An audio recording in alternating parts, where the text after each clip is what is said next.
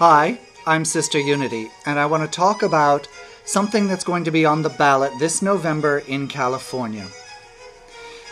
It's a measure that would require condoms to be used in all pornographic film shoots in the state of California. It's an ordinance that was passed in Los Angeles County some years ago, and its sponsors are now promoting it for all of California. I myself, speaking just for myself, Sister Unity, would like to suggest that we not vote for this, that we dispense with it, because I feel it is a piece of bad legislation that is far overreaching, promoted by someone with an agenda. It has been promoted by Michael Weinstein and the AIDS Healthcare Foundation, and Mr. Weinstein has used the AIDS Healthcare Foundation to push for broad support of condom use, to obstruct the promulgation of the use of PrEP, or pre-exposure prophylaxis, the pill that keeps you from getting AIDS if you take it regularly, which I do promote the use of.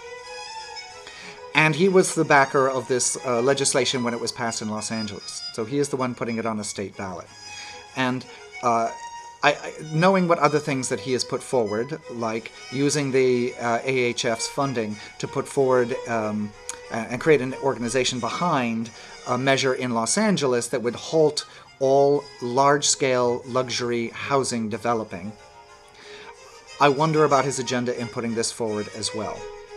And here's why. Here's why I think, regardless of Mr. Weinstein, this is a bad idea. One might think, well, pornography and AIDS and safe sex, of course there should be a requirement for condoms. But I ask you, if you're going to do it for pornography, are you going to do it for prostitution? Are you going to do it for everyone? If it's so important that people wear condoms that we make a law forcing people to do what the government says, why aren't we forcing all of us to wear condoms? I know a guy who was date raped. This was some years ago, and the guy he'd gone on a date with a guy for normal reasons, and he didn't want to have sex with the guy, but the guy forced him. He raped him. And my friend contracted HIV. He became HIV positive because of this rape. So would there be an added charge that we would all say, well, this man should have been forced to wear a condom. That way he wouldn't have, even though he had raped him, he might have still not contracted HIV because it would have been the law to wear a condom. That makes some sense on paper. But when you apply it to your personal life, do you really want the government in your bedroom telling you to wear a condom and arresting you if you don't? If you make a mistake, if you get carried away, if you forget. After all, studies show that while condoms may seem like 100% effective on paper, in actual use, condoms are 75% effective because we are human beings and human beings don't always follow the rules. So, that is my first argument. Then, one might say, well, what do I really care? It's pornography. And let's make pornography, if it's going to exist, let's make it as clean as possible. Well, pornography is already extremely clean. First of all, let me say that yes, of course, pornography is dirty. It's pornography, and that's fun, and we all love that. And if you don't believe me, look at the statistics of which parts of the country watch the most pornography. It's in the South, where all the Christians, the devout evangelicals, are. That's where pornography is most heavily used.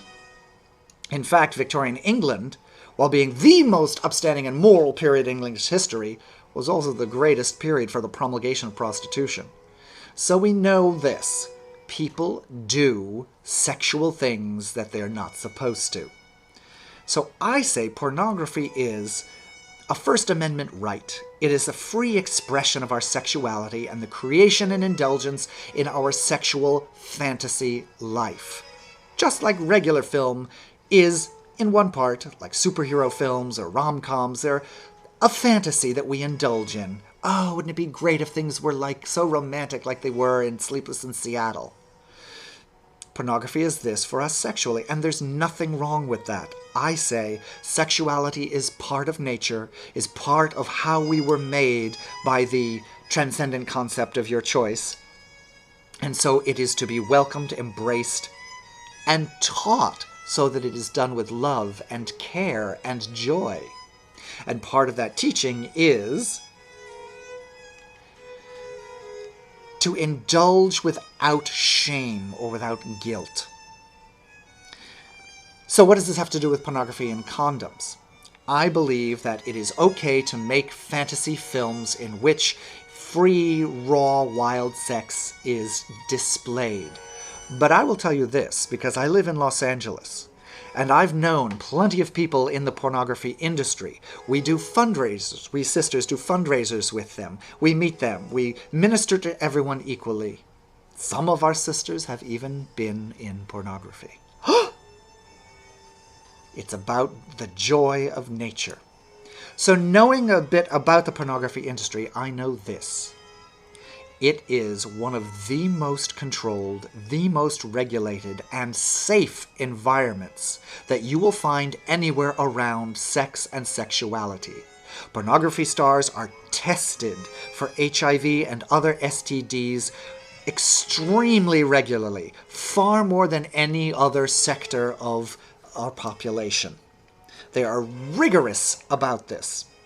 Now, there are those who will say, well, this whole thing was started to wear condoms because there were two stars, a woman and a man, a gay one and a straight one, who contracted HIV. And the word on that is, from the porn community, they contracted it off set. On set, these things are very, very diligently looked after, and no one has been recorded as having contracted HIV while filming porn.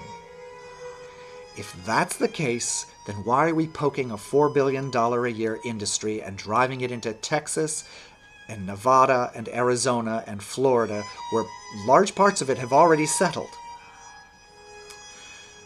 So that's why I'm asking you to consider your position on this legislation. I want you to think very carefully. It is so easy to dismiss people who are on the fringes of society. Pornography, porn stars. Oh, those are just silly 20-year-olds who are lost.